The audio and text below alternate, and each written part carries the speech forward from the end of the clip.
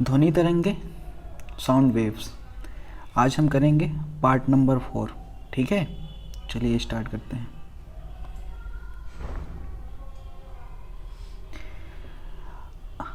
हमारे चैनल को like, share और सब्सक्राइब करें। अगर आप हमें टेलीग्राम पे फॉलो करना चाहते हैं तो ये मेरी आईडी है, और टेलीग्राम पे हमें ज़रूर फॉलो करें, जिससे हमारी क्लास की पीडीएफ आपको मिल सके। आप हमें इंस्टा पे भी फॉलो कर सकते हैं और फेसबुक पेज पे, जिसे डिस्क्रिप्शन में लिंक दे दिया जाएगा, आप फॉलो कर सकते हैं।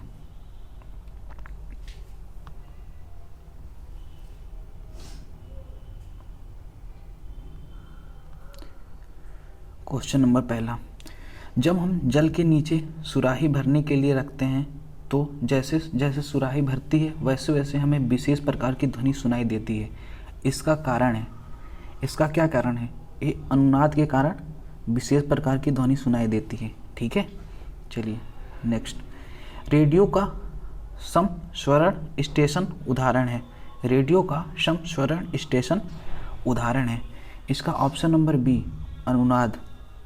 अनुनाद रेडियो का समस्वरण स्टेशन का एक उदाहरण है।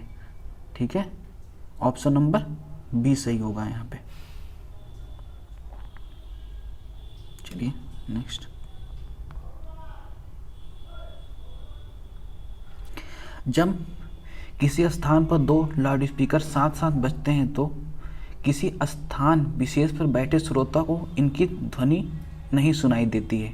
इसका कारण है, इसका क्या कारण है? अपवर्तन के कारण ये सुनाई नहीं देती है। इसका ऑप्शन नंबर सी सही है। क्वेश्चन नंबर तीसरा का ऑप्शन नंबर सी सही है। हमें अपवर्तन के कारण वो ध्वनि सुनाई नहीं देती है। ठीक है, क्वेश्चन नंबर चौथा, समुद्र में स्थान स्थान पर ऊंचे प्रकाश घर बनाए जाते हैं, जहां से बड़े बड़े सायरन बजाकर जहाज़ों को संकेत भेजे जाते हैं। कभी कभी जहाज नीरो क्षेत्र में पहुंच जाते हैं जहां सायरन की ध्वनि सुनाई नहीं देता है। यह नीरो क्षेत्र ध्वनि तरंगों के किस गुण के कारण निर्मित होते हैं? इसका ऑप्शन नंबर बी सही है, व्यतिकरण के कारण। ठीक है, ऑप्शन नंबर बी, व्यतिकरण के कारण। ठीक है, क्वेश्चन नंबर पांचवा, जब हम कमरे के अंदर बैठे रहते हैं तो यद्यपि हम बराबर के कमरों में बातचीत करने वाले व्यक्तियों को देखते हैं तो नहीं, परंतु उनकी आवाज़ अवश्य सुन लेते हैं। इसका कारण है कि ध्वनि का विवर्तन। ध्वनि के विवर्तन के कारण हम अंदर बैठे व्यक्तियों की आवाज़ सुन सकते हैं। ठीक है, ऑप्शन नंबर डी सही है इसका। चलिए क्वेश्चन नंबर छठा, किस ध्वनि स्रोता की आवृत्ति में होने वाले उतार चढ़ाव को कहते हैं? किसी ध्वनि स्रोता की आवृत्ति में होने वाले उतार चढ़ाव को क्या कहते हैं? डॉपलर प्रभाव। ऑप्शन नंबर बी सही है इसका, डॉपलर प्रभाव, option number B.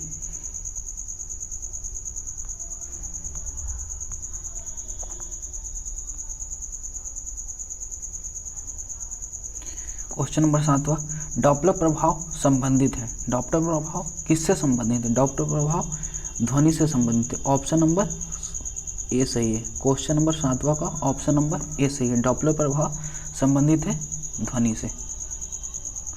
Question number आठवां, पास आती हुई रेलगाड़ी की सीटी की आवृत्ति या तीक्ष्णता बढ़ती जाती है, ऐसा किस घटना के कारण होता है? ऐसा किस घटना के कारण होता है? डॉपलर प्रभाव के कारण ऐसा होता है। Option number B, question number आठवां का ऑप्शन नंबर बी सही है। ठीक है, चलिए क्वेश्चन नंबर 9वां, आर्द्र वायु में ध्वनि का वेग शुष्क वायु की तुलना में अधिक होता है, क्योंकि आर्द्र वायु में क्या होता है? इसका ऑप्शन नंबर बी सही है, शुष्क वायु की तुलना में घनत्व कम होता है, इसलिए आर्द्र वायु में ध्वनि का वेग शुष्क वायु की तुलना में अधिक होता है। क्वेश्चन नंबर 10वां, निम्नलिखित कथनों में से कौन सा सही है? ध्वनि का वेग। इसका ऑप्शन नंबर डी सही है, ऑप्शन नंबर डी, ठोसों में अधिकतम और गैसों में न्यूनतम होता है ध्वनि का वेग। ठीक है, क्वेश्चन नंबर 11वां, निम्नलिखित कथनों में से कौन सा सही नहीं है? निम्नलिखित कथनों में से कौन सा सही नहीं है? गैसों में ध्वनि, ऑप्शन ए, गैसों में ध्वनि की तरंगों की प्रकृति अनुदैर्घ्य होती है।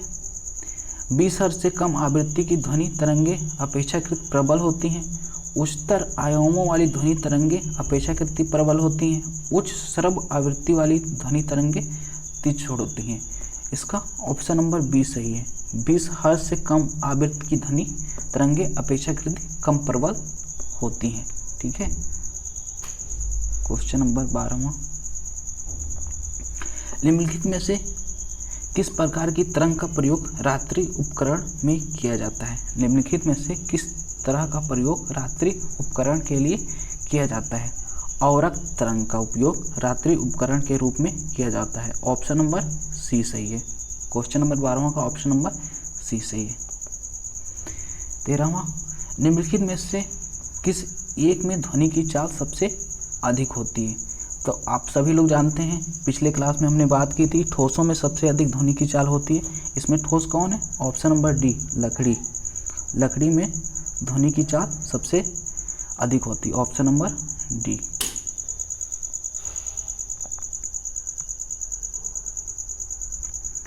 क्वेश्चन नंबर 14, एक जेट वायुयान 2 मैक के वेग से हवा में उड़ रहा है। जब ध्वनि का वेग 332 मीटर प्रति सेकेंड है तो वायुयान की चाल कितनी होगी? इसका एक फार्मूला होता है, मैक संख्या बराबर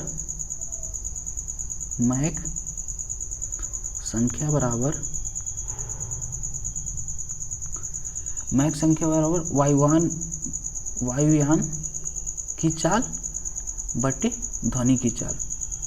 ठीक है, तो इसको कितना लिखा जाए? मैक संख्या बराबर वायुयान, मैक संख्या 2 है, वायुयान की चाल निकालना है और 332, तो इसको इससे मल्टीप्लाई कर दिया जाएगा। 332 664। ऑप्शन नंबर डी सही है इसका, 664। क्वेश्चन नंबर 14 का ऑप्शन नंबर डी सही है।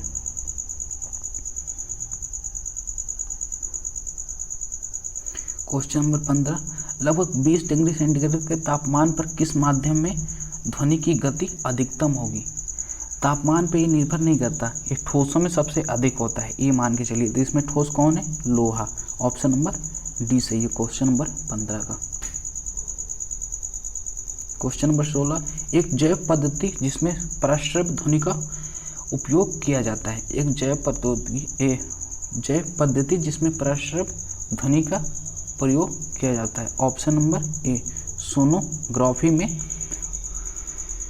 प्रश्रव्य ध्वनि का उपयोग किया जाता है। क्वेश्चन नंबर 17,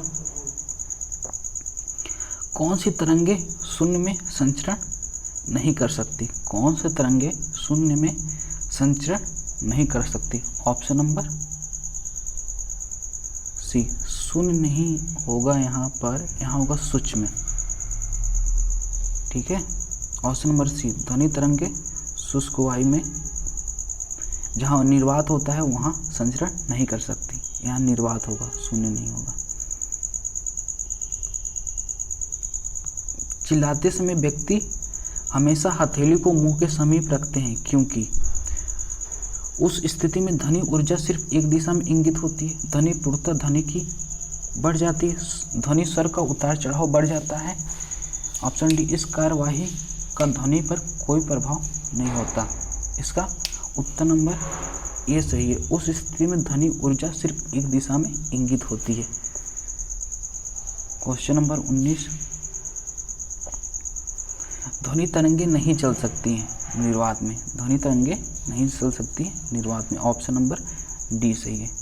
क्वेश्चन नंबर 20वां, आज का लास्ट क्वेश्चन है, वह उपकरण जो ध्वनि तरंगों की पहचान तथा ऋजु रेखन के लिए प्रयुक्त होता है क्या कहलाता है? इसका ऑप्शन नंबर बी सही है, सोनार। सोनार कहलाता है वो। ऑप्शन नंबर बी, सोनार कहलाता है।